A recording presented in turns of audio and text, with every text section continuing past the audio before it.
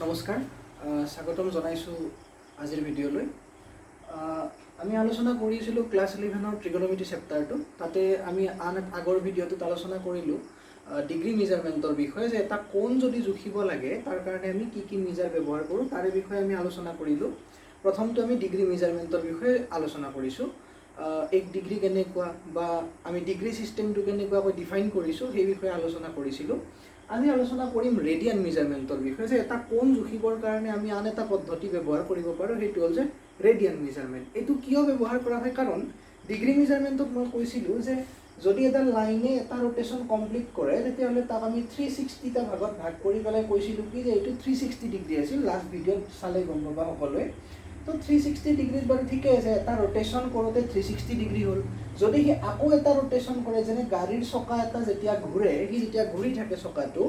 এটা এপাকটো নুঘূৰে কিন্তু বহুত পাক ঘূৰে গতিকে এপাক ঘূৰিলে 360 দুপাক ঘূৰিলে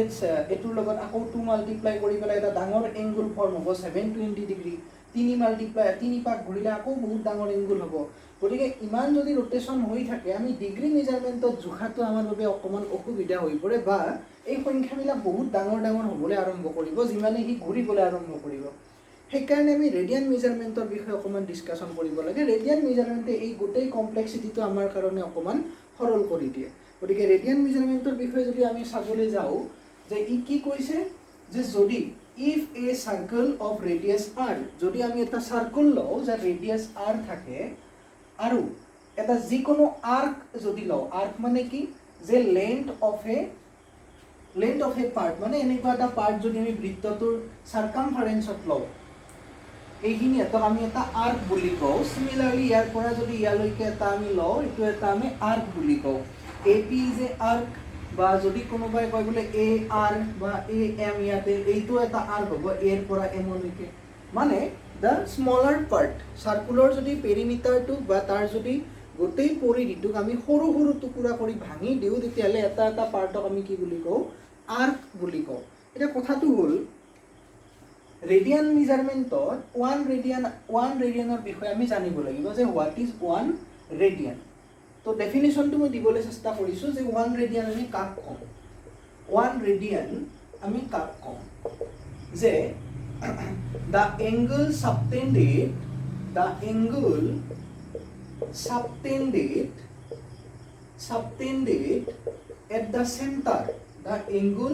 subtended at the center of a circle of radius r by an arc of length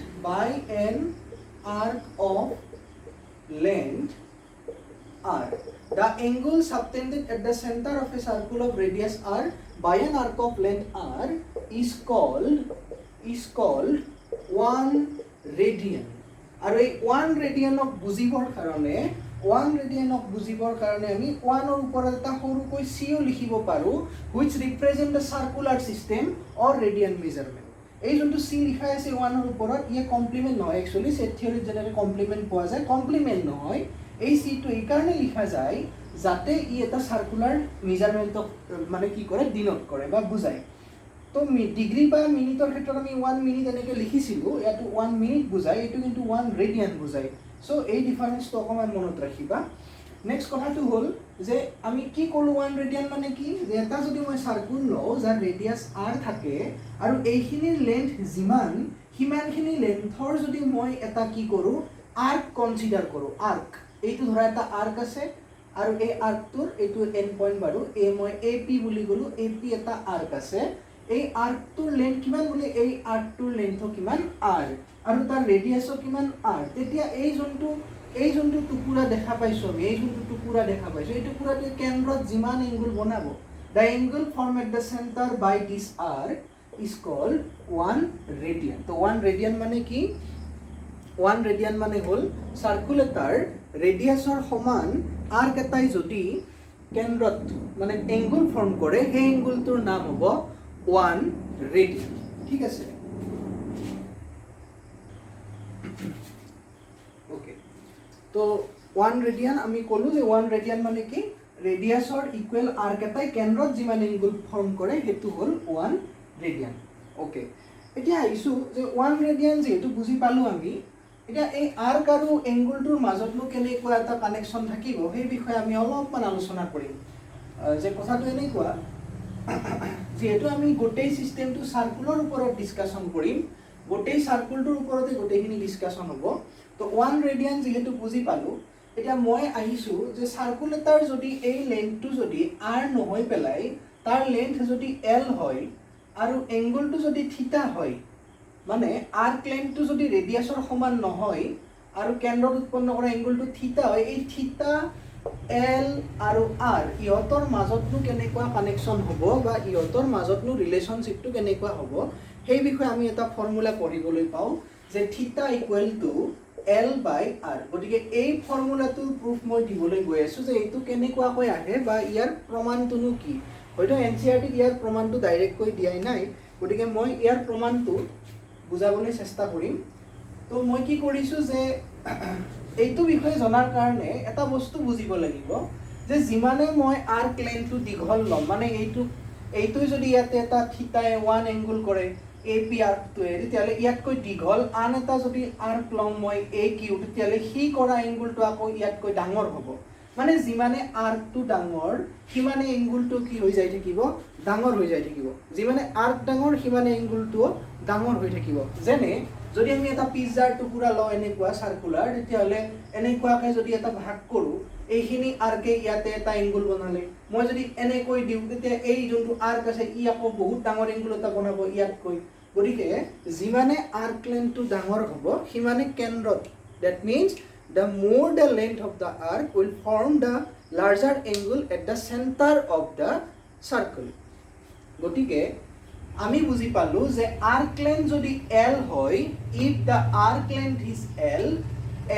and the angle is theta, then L is directly proportional to theta. তাৰ মানে theta is directly proportional. অৰ্থাৎ থিটা যদি বাঢ়ে বা L যদি বাঢ়ে থিটাও বাঢ়িব, বা L যদি কমে থিটাও কমিব। এতিয়া কথাটো এনেকুৱা যে ইয়াৰ কাৰণে আমি এইটো যিটো প্ৰপৰ্চনেলৰ কথা আহি গ'ল, ক্লাছ 10ৰ বস্তুটোৰ বিষয়ে আমি সকলোৱে জানো। 10ত তোমালোকে এইটো পাই আহিছে যে x is proportional যদি y হয়, তেতিয়াহ'লে x1 by x2 ইকুৱেল আমি কি লিখোঁ, y1 by y2 আমি লিখোঁ। This is the very important. এইটো প্ৰপৰ্চনেলিটি আছিল, ক্লাছ 10ৰ ৰিভিজন চেপ্টাৰত সকলোৱে পঢ়িছা, পুনৰ আলোচনা বুলি যোনখিনি আছিল। তো ইয়াতেও আমি এই বস্তুটো ব্যৱহাৰ কৰিম যে L proportional to theta, that means মই এনেকৈ ক'ব পাৰোঁ নেকি যে L1 by L2 equal to theta 1 by theta 2। তাৰমানে যদি আৰ্ক দুটা লওঁ, এংগুলৰ দুটা হ'ব, সেই দুটা ৰেচিঅ' আৰু এই দুটা ৰেচিঅ' কি আহিব, ছেম আহিব। গতিকে এই ৰিজাল্টটো ইউজ কৰি পেলাই মই ফৰ্মুলাটোৰ প্ৰুফ কৰিবলৈ যাম। ঠিক আছে, তো মই কি কৰিছোঁ, এটা চাৰ্কুল আঁকি লওঁ মই নতুনকৈ, ইয়াতে অকণমান বেয়া দেখা হৈছে। তো এটা চাৰ্কুল প্ৰথমতে আঁকিম, তাৰপিছত তাৰ প্ৰমাণলৈকে আগবাঢ়িম। তো চাবা সকলোৱে, এটা চাৰ্কুল আঁকি ল'লোঁ মই। এই চাৰ্কুলটোৰ চেণ্টাৰ অৰ্থাৎ কেন্দ্ৰ মই O বুলি ক'লোঁ। ইয়াতে ধৰা এটা আৰ্ক লৈছোঁ মই, OAQ বুলি মই এটা আৰ্ক লৈছোঁ, আৰু এই আৰ্কটোৰ মই এটা লেন্থ কিবা L বুলি কৈ দিওঁ। ঠিক আছে, L বুলি কৈছোঁ লেন্থ, আৰু এই আৰ্কটোৰ ওপৰত আন এটা বিন্দু P লৈছোঁ, তো এইটো চেণ্টাৰ হৈ আছে। তো যোনটো আৰ্ক L আছে, L যোনটো কৈছোঁ মই, ইয়াতে মই কথাখিনি লিখি দিছোঁ, let O be the center of the circle, let O be the center of the circle and R be the radius, অৰ্থাৎ এই ৰেডিয়াছ O এৰ ভেলুটো কিমান, R বুলি কৈছোঁ। সাপোজ মই আকৌ এটা কথা ইয়াতে লিখি দিছোঁ যে এই যোনখিনি AQ আৰ্ক আছে, আৰ্কক এনেকৈ বুজাই AQ আৰ্ক যোনখিনি আছে তাৰ লেন্থ L ইউনিট বুলি কৈছোঁ মই, কিবা এটা হয় আৰু তাৰ লেন্থ L বুলি কৈছোঁ। And suppose P is any point on the arc AQ আৰ্কটোৰ ওপৰত মই P আন এটা পইণ্ট লৈছোঁ such that AP arc length R হয় that means radius ডাল যিমান আছে মই arc length হিমান বুলিয়ে লৈছো R বুলি কৈছো এতিয়া কথাটো এনেকুৱা এই AP arc টোৱে R radiusৰ সাৰ্কুলটোৰ চেণ্টাৰত এংগুল কিমান ফৰ্ম কৰিব 1 ৰেডিয়ান কাৰণ অলপ আগত কলো যে